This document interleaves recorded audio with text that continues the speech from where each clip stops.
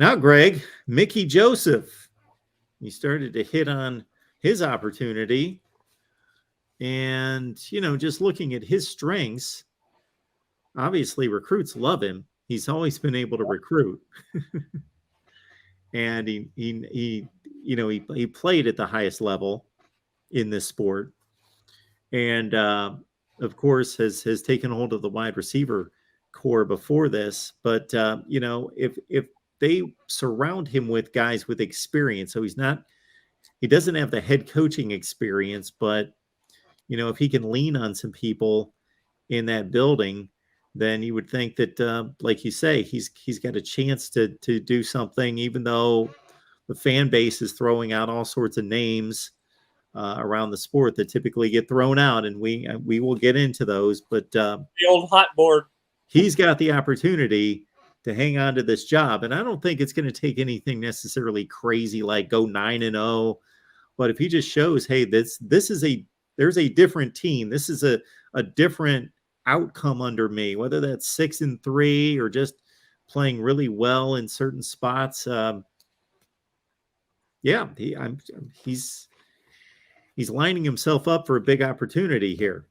Well, that's the key word, is opportunity. And you're talking about a guy that has pretty much coached at every level, in his coaching career, going from NAIA to Division II to Division III and Group of Five, Power of Five, and he's coached under a lot of, very, very successful coaches in his day. And a lot of people might not even understand or realize that, his brother is a pretty successful coach too. He's a defensive coordinator, and he was the head coach of the Denver Broncos as well for a couple of seasons, Vance Joseph.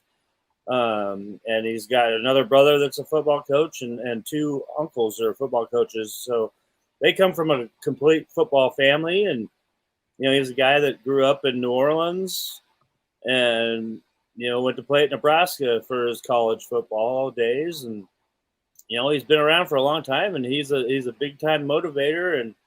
And that's the kind of thing that I think this team needs. And just like you said, he's got an incredible opportunity in front of him right now. And, like Trev Albert said on Sunday in his press conference when he was asked about Mickey and the future. And, he said, obviously he's a candidate, and he's got to prove it. And this is his time to prove it. And another thing that's kind of intriguing, that he is the first African-American head coach at the University of Nebraska.